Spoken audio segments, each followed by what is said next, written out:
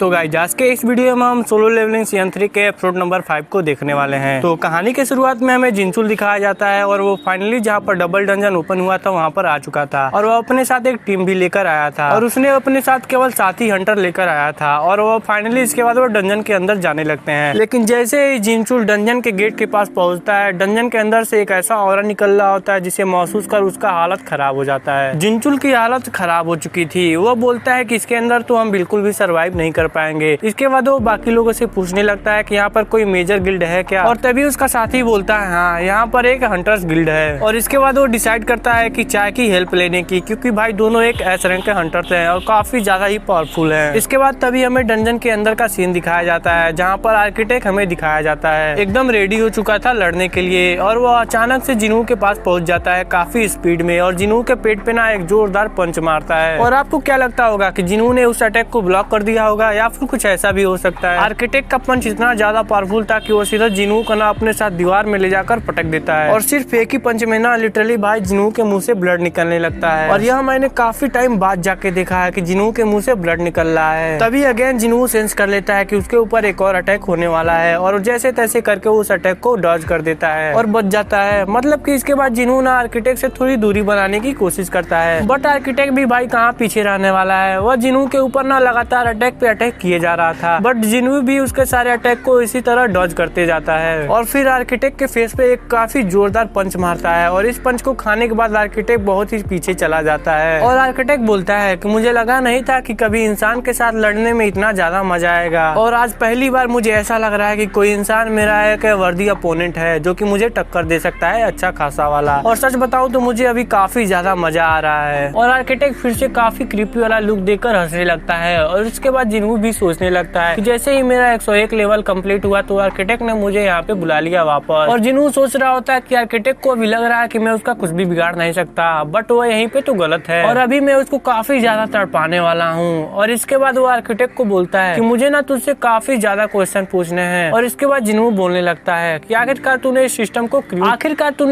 को क्यों क्रिएट किया और मुझे ही एज अ प्लेयर क्यों चुना। और बोलता है कि आखिरकार इस दुनिया में चल क्या रहा है, मुझे सभी चीजों के बारे में बताओ। और आर्किटेक्ट बिना सोचे जिनू की तरफ काफी स्पीड में मारने के लिए आता है और बोलता है तुझे क्या लगता है मैं तुझे इतनी आसानी से सभी आंसर दे दूंगा, और मुझे पता है कि तेरे दिमाग में अभी यही चल रहा है कि अगर तू मुझे हरा देगा तो तुझे आंसर कौन देगा। और इसके बाद जिनू भी ना उससे काफी ज्यादा दूरी बना लेता है क्योंकि उसको पता था कि अगर वो क्लोज रेंज में फाइट करेगा ना तो वो एक तरह से हार जाएगा। और इसके बाद तभी ना जिनू अपनी एक कमांड अथॉरिटी टेक्निक का इस्तेमाल करता है। इसके बाद आर्किटेक्ट भी वहीं पर कमांडर अथॉरिटी का इस्तेमाल करता है और दोनों का अटैक ना एकदम बेकार हो जाता है। जिनू को पता चल गया था कि आर्किटेक्ट को क्लोज रेंज से हराया नहीं जा सकता और लॉन्ग रेंज से, मतलब कि काफी ज्यादा पावरफुल था। और आर्किटेक्ट भी वहाँ पे बोलने लगता है कि मुझे कोई फर्क नहीं पड़ता है कि तुम यहाँ पर जीतोगे या फिर नहीं जीतोगे, बट तुम्हें उसका आंसर जरूर मिलेगा क्योंकि यह सब चीजें ऑलरेडी डिजाइन कर दिया गया है। और इसके बाद आर्किटेक्ट वहाँ पे काफी सारे वेपन को ले आता है और काफी सारे हाथों में और अपने काफी सारे हाथों में। इसके बाद आर्किटेक्ट बताने लगता है कि इन सभी चीजों के बारे में मैंने तुम्हें तभी बता दिया था जब मैंने इस सिस्टम को क्रिएट किया था। जिनू बोलने लगता है कि भाई आखिरकार तूने इस सिस्टम को क्रिएट कैसे किया, आखिरकार तूने मुझे इतनी सारी पावर कैसे दे पाया। और आर्किटेक्ट बोलने लगता है कि सच बताऊं तो मैं इन सब चीजों के काफी ज्यादा खिलाफ था और मैं तुझे चूज करना बिल्कुल भी नहीं चाहता था, बस मैंने इस सिस्टम को क्रिएट किया और मैं ही इसका आर्किटेक्ट हूँ। और जिनू अपनी टाइमिंग को देखता है, उसके पास काफी कम टाइम बचा था। इसके बाद आर्किटेक्ट जिनू की तरफ अटैक करने के लिए जाता है और भाई आर्किटेक्ट भी ना अपनी पूरी ताकत से वहाँ पर लड़ाई कर रहा है और दोनों के बीच कंपटीशन था, वो नेट टू नेट चल रहे थे। और तभी जिनू रियलाइज करता है कि उसके जो सेंसेस है ना वो काफी ज्यादा स्ट्रांग हो गए हैं पहले की तुलना में। जिनू ना काफी आसानी से यह पता कर पा रहा होता है कि आखिरकार आर्किटेक्ट कहाँ से अटैक करने वाला है। और यह सब चीजें देख कर ना आर्किटेक्ट भी काफी ज्यादा हैरान हो जाता है और वह सोचता है कि अभी मैं अपनी पूरी पावर के साथ जिनू के ऊपर अटैक कर रहा हूँ, बट मुझे यह समझ में नहीं आ रहा है कि आखिरकार यह अब तक मेरे सामने कैसे टिका हुआ है। और इसके बाद जिनू एक काफी ज्यादा पावरफुल अटैक करता है और आर्किटेक्ट का एक हाथ को उड़ा देता है। आर्किटेक्ट वहाँ पे बताने लगता है कि अभी मैं फेक बॉडी के अंदर हूँ, लेकिन उसके बाद भी यह मेरे ऊपर अटैक कर पा रहा है और मुझे उसका इफेक्ट भी हो रहा है। और कहीं इसी कारण तो उसने तुझे चूज नहीं किया और उसका छोटा सा पार्ट तुम्हारे अंदर भी मौजूद है। इसके बाद आर्किटेक्ट वहाँ पे काफी ज्यादा गुस्सा हो जाता है। जिन्होंने जिन सभी स्टैचू को हरा दिया होता है वो अगेन जिंदा हो जाते हैं और यहाँ तक कि वो जो गार्ड स्टैचू था ना वो भी अगेन जिंदा हो जाता है। बट अभी जिनू पहले से काफी ज्यादा स्ट्रांग हो गया था, वो सीधा गॉड स्टैचू की तरफ बढ़ता है और सबसे पहले ना अपने कमांडर अथॉरिटी का इस्तेमाल करता है और उसकी मदद से उसके आसपास के जितने भी स्टैचू थे एक बार फिर से उस सभी को ढेर कर देता है। और इसके बाद जिनू ना बाकी सभी बचे हुए स्टैचू के ऊपर अटैक करता है और उन सभी को डॉज करते हुए जिनू सीधा आर्किटेक्ट की तरफ जाने लगता है, क्योंकि अभी जिनू के पास काफी कम टाइम बचा हुआ था। और इसके बाद वो अपने डैगर की मदद से आर्किटेक्ट के सभी हाथों को स्लैश करने लगता है, मतलब कि काटने लगता है। और अभी आर्किटेक्ट बिना अपनी स्वॉर्ड की मदद से जिनू को पीछे कर देता है और जिनू ना थोड़ा सा पीछे भी चला जाता है। और तभी अचानक से जिनू के ऊपर एक स्टैचू अपने शील्ड की मदद से अटैक कर देता है। और जैसे जिनू उस स्टैचू को देखता है भाई लिटरली वो बौखला जाता है, क्योंकि वही स्टैचू जो था ना फर्स्ट एपिसोड में जिनू के पैर को काटा था, मतलब कि फर्स्ट या सेकंड एपिसोड के अंदर। और इसके बाद जिनू ना सबसे पहले उसी स्टैचू का पट्टा कट करता है उसके सर को ब्लास्ट करके, और इसके बाद ना आर्किटेक्ट के दोनों हाथों को तोड़ देता है। और इसके बाद तभी वहाँ पर एक काफी बड़ा सा धमाका होता है और अगले सीन में हमें दिखाया जाता है जिनू ने अपने डैगर को आर्किटेक्ट की तरफ पॉइंट करके रखा है और आर्किटेक्ट वहाँ पे बोलने लगता है कि चलो ठीक है तुम फाइनली विनर बन चुके हो, और यह टेस्ट यहीं पर खत्म हो जाता है। और इसके बाद आर्किटेक्ट ना अपनी उंगली जिनू की तरफ पॉइंट आउट करता है और बोलता है कि आंसर तुम्हारे अंदर ही खुदा छिपा हुआ है। और इसके बाद जिनू के पास एक नोटिफिकेशन ऑन होता है और उसमें लिखा होता है जो डाटा तुम्हारी मेमोरी के अंदर स्टोर है क्या तुम उसे रीड्राइव करना चाहते हो, यस या नो। और इसके बाद जिनू वहाँ पे सोचने लगता है कि आखिरकार उसको क्या करना चाहिए, बट आखिर में जाकर वो यस करता है। और तभी अचानक से वहाँ पे काफी ज्यादा रोशनी आ जाती है और वो अचानक से इसके बाद से दूसरी जगह पहुँच जाता है और उसकी आंखों के सामने लाखों करोड़ों मैजिकल बीस्ट की आर्मी थी, मतलब की अनगिनत आर्मी थी, इतना मैं आपको बता दूं। और वहाँ पे जितने भी बीस्ट होते हैं ना वो सभी आसमान की तरफ देख रहे होते हैं और ये देखिए जिनू काफी ज्यादा हैरान हो जाता है। और इसके बाद वो भी आसमान में देखने लगता है और जब वो आसमान में देखता है तो वो और भी ज्यादा हैरान हो जाता है, क्योंकि आसमान ना पर्पल कलर का था। और साथ ही स्काई देखने के बाद वो सोचने लगता है कि यह अर्थ हो तो बिल्कुल भी नहीं, वो जो आर्मी थी ना उसमें अलग अलग तरीके के बीस्ट थे, मतलब की और भी अलग अलग टाइप के मॉन्स्टर थे। जिनू सोचने लगता है कि अगर गेट ब्रेक हो गया तो यह सभी ह्यूमन वर्ल्ड में आ जाएंगे, मतलब कि अर्थ पे आ जाएंगे और इंसान भी बिल्कुल सरवाइव नहीं कर पाएंगे, वो काफी आसानी से हार जाएंगे। और इसके बाद तभी अचानक से आसमान के ऊपर जो गेट होता है ना वो ब्रेक हो जाता है। जिनू को वहाँ पे रियलाइज हो गया था यह सभी मॉन्स्टर ना इंसानों का वेट तो बिल्कुल भी नहीं कर रहे हैं, उनमें से कुछ और ही बाहर निकलेंगे। और इसके बाद फाइनली गेट ब्रेक हो जाता है और उसके अंदर से ना सिल्वर कलर के पंख लगे हुए सोल्जर्स बाहर निकलते हैं। इसके बाद फाइनली गेट ब्रेक हो जाता है और उसके अंदर से ना सिल्वर कलर के पंख लगे हुए सोल्जर्स बाहर निकलते हैं। यह सब चीजें देखना जिनू वहाँ पे काफी ज्यादा हैरान हो गया था और उसको अभी तक कुछ समझ में नहीं आ रहा था। और इसके बाद ना हमें एक वार को दिखाया जाता है और हमें बताया जाता है कि अभी मैजिकल बीस्ट और सिल्वर बीस्ट के साथ ना एक काफी बड़ा युद्ध होने वाला है और इस युद्ध में ना सिल्वर सोल्जर्स जो है ना वो एक तरफा डोमिनेट कर रहे थे,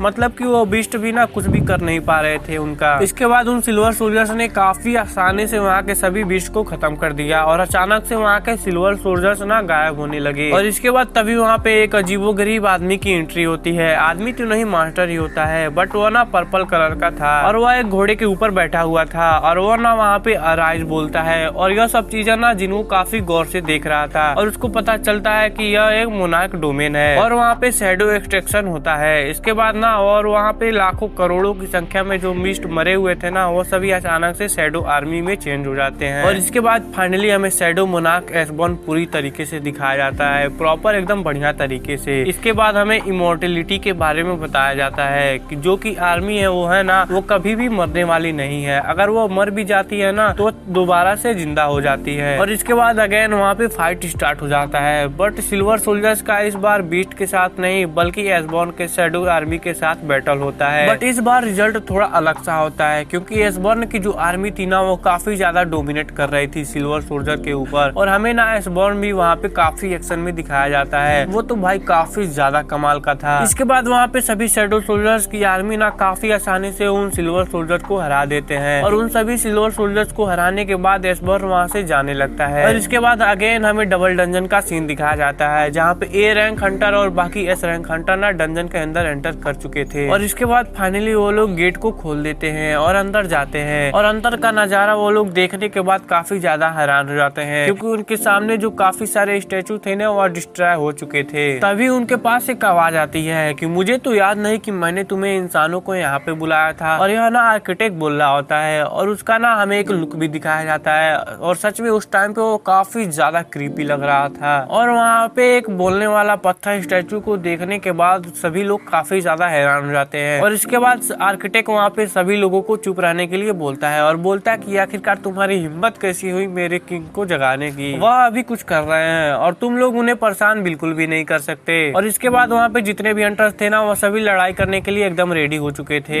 बट उनका तो कुछ ज्यादा फायदा नहीं होता रेडी होने का। उससे पहले आर्किटेक्ट ना अपने स्पीड की मदद से काफी सारे हंटर्स को वहाँ पे घायल कर देता है और उसकी स्पीड को देखने के बाद ना चा भी वहाँ पे काफी ज्यादा हैरान हो जाती है और सोचती है कि भाई सच में यहाँ पे लड़ना अभी काफी ज्यादा डिफिकल्ट होने वाला है। और आर्किटेक्ट वहाँ पे डिसाइड करता है कि अभी वो ना सेक्रीफाइस करने वाला है, मतलब कि इन सभी हंटर्स को अपने किंग के लिए सेक्रीफाइस करेगा। और वो इसके बाद हमें अगेन जिनू का सीन दिखाया जाता है और इसके बाद वह देखता है कि 2 गेट ना वहाँ पे अपीयर होते हैं और एक गेट के अंदर तो वही डीमन की आर्मी निकलती है, मतलब कि काफी ज्यादा बीस्ट, और एक गेट से ना वही शैडो आर्मी निकलती है, मतलब कि एसबॉर्न की आर्मी निकलती है और दोनों ना एक दूसरे के सामने खड़े थे। और इसके बाद अगेन हमें डंजन का सीन दिखाया जाता है जहाँ पे हीलर्स ना अपने घायल साथियों को हिट करने में लगे हुए थे और जो चाय और बाकी लोगों के सामने की सिचुएशन थी ना भाई, वो काफी ज्यादा खतरनाक थी, क्योंकि अभी स्टैचू जितने भी थे ना वो सभी दोबारा जिंदा हो जाते हैं। और घुमा फिरा के सबसे बड़ी प्रॉब्लम तो गार्ड स्टैचू ही बन जाती है, क्योंकि भाई उसका लेजर अटैक जो था ना वो काफी ज्यादा खतरनाक था एक तरह से। और इसके बाद आर्किटेक्ट वहाँ पे बोलने लगता है कि जो कोई भी आखिरी तक जिंदा रहेगा मैं उसको एक प्राइज देने वाला हूँ, एक इनाम देने वाला हूँ और उसको मौका मिलेगा कि किंग को जिंदा हुए देखने का। और सबसे फनी बात तो यह है कि क्या तुम में से कोई आखिरी तक जिंदा रहेगा या फिर नहीं, मुझे यही चेक करना है। और गार्ड स्टैचू वहाँ पे अपने लेजर की मदद से सभी के ऊपर अटैक करता है और यह चीजें देखकर चाय नोटिस कर लेती है और इसके बाद वो अपने साथियों को सावधान रहने के लिए बोलती है, मतलब कि बचने के लिए बोलती है। और भाई जैसे तैसे करके वहाँ पे सभी बाकी हंटर्स ना अटैक को डॉज करते हैं और इसके बाद चाय भी अपने फायर अटैक का इस्तेमाल करती है और वो फायर अटैक ना सीधा स्टैचू मॉन्स्टर की तरफ करती है और इसी का फायदा ना बाकी के हंटर्स भी उठाने लगते हैं। जिनचुल जो था वो सीधा एक स्टैचू को अपने पंचों से मारने के लिए तैयार था, काफी पावरफुल पंच बना के जाता है और वो पंच तो उसने काफी जबरदस्त मारा था, बट फनी बात तो यही थी उस स्टैचू मॉन्स्टर को उस पंच का कोई भी असर नहीं होता, कुछ भी नहीं, लिटरली खरोच तक भी नहीं आई थी। और इसके बाद तभी उस स्टैचू के ऊपर फायर अटैक होता है और यह अटैक करने वाला कोई और नहीं, आपको तो पता ही है कौन था, वो चाह होती है। और वो बताने लगती है कि फिजिकल स्ट्रेंथ के मामले में स्टैचू काफी ज्यादा खतरनाक है और हम इसके इस तरीके से हरा नहीं पाएंगे। और इसके बाद अगेन हमें वही स्टैचू दिखाया जाता है जिस पर फायर हुआ था और वो फिजिकली तो क्या भाई लिटरली उस पर मैजिकल पावर या फिर भी फायर अटैक का कोई भी असर नहीं होता। और इसके बाद हमें बाकी के हंटर्स भी दिखाए जाते हैं और वो लोग ना काफी ज्यादा गंदा स्ट्रगल कर रहे थे वहाँ पे, उनका अटैक किसी काम का नहीं था, मतलब कि किसी भी मॉन्स्टर पर उनके अटैक का कोई काम ही नहीं हो रहा था, किसी भी स्टैचू के ऊपर डैमेज नहीं दे पा रहे थे। और यह सब चीजें चाह समझ जाती हैं कि उनके बचने का काफी कम चांस है और उनके पास अब कोई भी ऑप्शन नहीं है और केवल एक ही इंसान है जो उनको अभी बचा सकता है। और आप लोग समझ ही गए होंगे कि आखिरकार वो किस इंसान की बात कर रही है जो कि अभी उन लोगों को बचा सकता है। और इसके बाद चाह बिना अपने फायर अटैक जिनू की तरफ करती है, इसके बाद चाह भी अपने फायर अटैक को जिनू की तरफ मारती है ताकि जिनू अपने होश में आ जाए। और वो अटैक ना जिनू को लगने वाला था, लेकिन जिनू के बीच में आर्किटेक्ट आ जाता है और वो ना जिनू को वहाँ पे बचा लेता है। इसके बाद वहाँ पे आर्किटेक्ट काफी ज्यादा गुस्सा हो जाता है, वो सीधे चाह की तरफ अटैक करने के लिए बढ़ता है और वो बोलता है कि तुम्हारी हिम्मत कैसे हुई किंग को परेशान करने की या फिर उन्हें जगाने की। इसके बाद चाह के काफी सारे साथी वहाँ पे आर्किटेक्ट के ऊपर अटैक करते हैं, मतलब कि एक तरह से चाह को बता लेते हैं वो सभी लोग मिलके। और इसके बाद तभी जिनचुल्ला काफी ज्यादा चिल्लाते हुए चाह को बोलता है कि हम इन सभी को संभाल लेंगे, आप जाके जिनू को उठाइए सबसे पहले। और इसके बाद चाह बिना काफी स्पीड में जिनू की तरफ जाने लगती है और वो ना जिनू की तरफ पहुंचने ही वाली थी, बट अगेन हमें जिनू के पास्ट सीन दिखाया जाता है, मतलब कि पास्ट निमो जहाँ पे वो अभी था, अभी वो वाला सीन दिखाने लगता है। मतलब ना वहाँ पे बीस्ट और शैडो सोल्जर्स के बीच ना काफी बड़ा युद्ध देखने को मिलता है। और सबसे इम्पोर्टेंट की बात तो यह था कि जिनू को समझ में नहीं आ रहा होता है कि आखिरकार ये दोनों लड़ क्यों रहे हैं, क्योंकि शैडो सोल्जर्स भी एक तरह से बीस्ट ही थे, क्योंकि कुछ टाइम पहले सिल्वर सोल्जर्स से लड़ रहे थे और सिल्वर सोल्जर्स ने ही उन बीस्ट को हराया था। तो यहाँ पे तो दोस्त होने चाहिए थे ना एक दोनों के, बट वहाँ पे कुछ भी समझ नहीं आ रहा होता है। उससे पहले सबसे इम्पोर्टेंट बात वह यह भी बताता है कि चाहे यह बीस्ट कितनी भी बार शैडो सोल्जर्स को हरा दे, बट उन सभी को कुछ ज्यादा फर्क नहीं पड़ता क्योंकि वो हर बार जिंदा हो जा रहे थे। जिनू बताता है कि अगर यह सभी सोल्जर्स मरे होते ना तो अब तक मेरा शायद माना खत्म हो चुका होता, मतलब कि वो कब की हार चुके होते। और जिनू अगेन वही सब सारी चीजें सोचने लगता है कि मैजिकल बीस्ट और साथ ही शैडो सोल्जर्स आपस में क्यों लड़ रहे हैं और जिनू के पास कुछ खास अंतर तो नहीं मिल मिलता। वह सोचता है कि शायद आपस में कुछ कन्वर्सेशन हुई होगी, मतलब कि तू मैं हुआ होगा, जिस कारण इन दोनों के बीच में लड़ाई हो गया। और इसके बाद तभी हमें डंजन किंग बैरन को देखने को मिलता है, जो कि ना काफी गंदी हालत में पड़ा होता है। और एसबेन भी ना उसके पास जाता है और बोलता है कि आज हमारे पास काफी बढ़िया मौका था इस वार को खत्म करने का।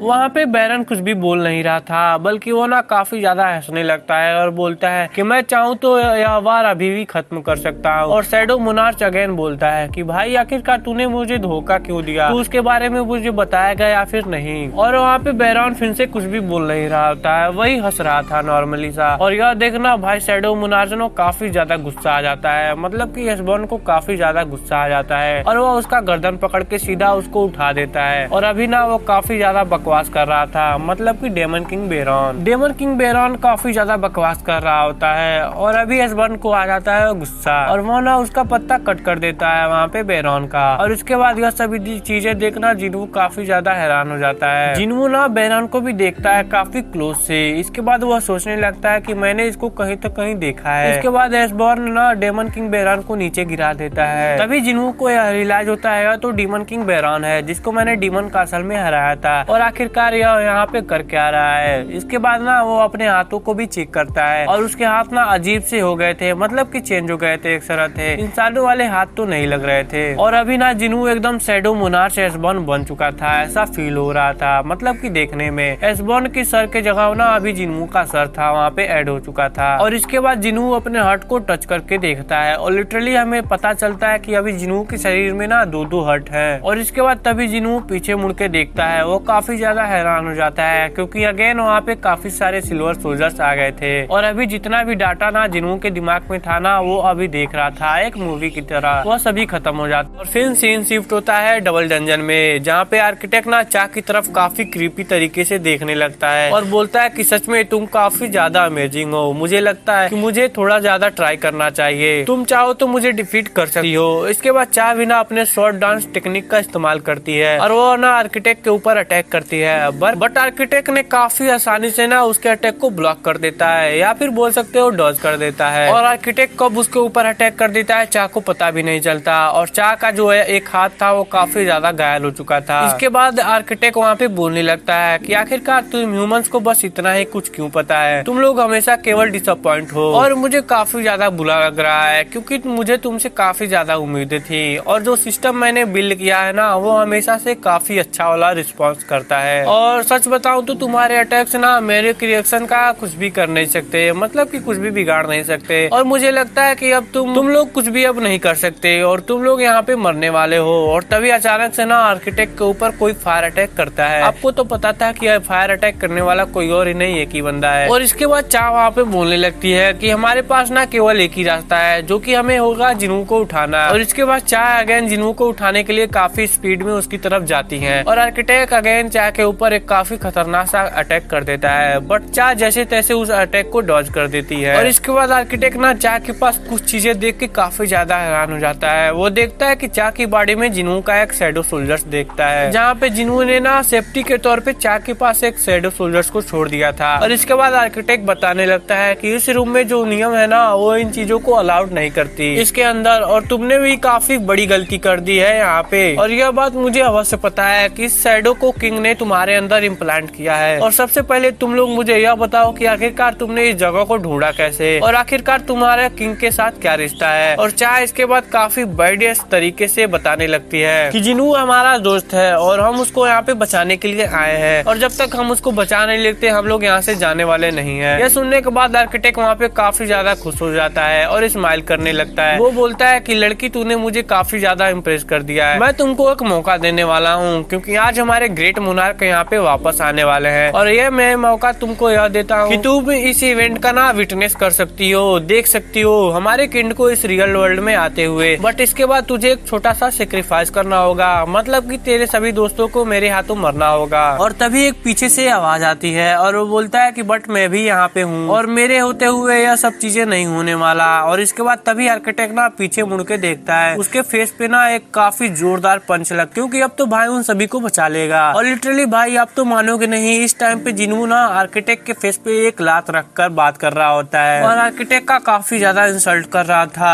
आर्किटेक्ट भी वहाँ पे बोलने लगता है कि तुम्हें देख के तो ऐसा नहीं लग रहा कि तुम किंग हो, तुम किंग बिल्कुल भी नहीं हो, आखिरकार ऐसा कैसे हो सकता है, तुम यहाँ पे कैसे आ गए, मतलब कि किंग को आना चाहिए था, और ब्लैक हट के होते हुए तुम अपने एहसासों को कैसे जिंदा रख पा रहे हो। और जिन्हों को अभी समझ में आ गया था कि अभी उसके शरीर में ना अचानक से काफी ज्यादा माना फ्लो हो रहा है और यह सब कुछ ना ब्लैक हट के कारण हो रहा था। लगभग 1 लाख के माना प्लस में मिल जाता है जिन्हों को उस ब्लैक हट के कारण, जिन्हों को उस ब्लैक हट के कारण काफी ज्यादा माना मिल जाता है देखा जाए तो। और आर्किटेक्ट को फेस को देखने के बाद ना जिन्हों को तो इतना तो समझ में आ गया था कि जो ब्लैक हट है ना जिन्हों के अंदर, यह आर्किटेक्ट के प्लान का पार्ट तो बिल्कुल भी नहीं था। और यह भी जिन्हों को समझ में आ जाता है कि आर्किटेक्ट का मकसद ना जिन्हों को और भी ज्यादा ताकतवर करना भी नहीं था। इसके बाद तभी जिन्हों बोलने लगता है कि तुमने मुझे बताया था कि तुमने मुझे एज अ प्लेयर नहीं चूज करना चाहते थे, और आखिरकार एज अ प्लेयर होता क्या है, और आखिरकार तुम मेरे साथ क्या करना चाहते थे। और आर्किटेक्ट भी यहाँ पे काफी तेज चिल्लाते हुए बोलने लगता है कि शैडो मोनार्क तुम ऐसा कैसे कर सकते हो, और तुम्हें क्या लगता है कि दूसरे मोनार्क तुम्हें छोड़ देंगे, वो तुम्हें बिल्कुल भी नहीं छोड़ने वाले। बट तभी जिन्हों ना अपने वेपन को आर्किटेक्ट की तरफ पॉइंट करता है और जिन्हों बोलने लगता है कि भाई तू चुपचाप मेरे क्वेश्चन का आंसर दे, नहीं तो अभी तुझे मरना होगा। और आर्किटेक्ट भी बोलने लगता है कि मुझे समझ में आ गया कि आखिरकार शैडो मोनार्क ने तुम्हें चूज क्यों किया। और इसके बाद ना उसके आसपास के जितने भी स्टेचू थे ना वो सभी अगेन जिंदा हो जाते हैं और वो सभी ना बाकी हंटर्स की तरफ बढ़ते हैं अटैक करने के लिए। इसके बाद आर्किटेक्ट भी बोलने लगता है कि अगर तुमने मुझे मार दिया तो उसके बाद भी मेरे पपेट्स ना यहाँ पे रुकने वाले नहीं है, तुम सभी को डिस्ट्रॉय कर देंगे। और जिन्हों वहाँ पे काफी बैडिश तरीके से बोलता है कि क्या हुआ अगर मैंने तेरे पपेट्स को भी मार दिया और साथ में तुझे ही। आर्किटेक्ट वहाँ पे बताने लगता है कि तुझे पता है कि मैं आर्किटेक्ट हूँ, और अगर तूने मुझे मार दिया, और इसके बाद वहाँ कुछ बोलने वाला होता है। तभी जिन्हों बोलता है हाँ मुझे पता है, इसके बाद मैं दोबारा से E रैंक का हंटर बन जाऊंगा। जिन्हों बोलता है और यह बात मुझे भी लग रहा है, बट मुझे अभी इतना पता है अभी जो सिस्टम है ना वो बिल्कुल भी बर्बाद नहीं होने वाला। और इसके बाद हमें जिन्हों दिखाया जाता है जो ना आर्किटेक्ट को सिस्टम को हैंग कर चुका था, मतलब कि एक तरह से बोल सकते हो हैक कर चुका था, आप मान सकते हो। और इसके बाद ना फाइनली जिन्हों अपना फाइनल अटैक करता है और फाइनल अटैक से ना आर्किटेक्ट वहाँ पे मर जाता है। लिटरली भाई उसने अपने पहले एपिसोड का बदला अब जाके ले ही लिया आर्किटेक्ट से उसको मारने के बाद। अभी जिन्हों का ना यह लुक काफी ज्यादा बैडेस्ट लग रहा था डैगर के साथ, और फाइनली यहाँ पे डबल डंजन का गेम ओवर हो चुका था, मतलब कि खत्म हो चुका, और हमारा एपिसोड जो था यहीं पर खत्म हो चुका था।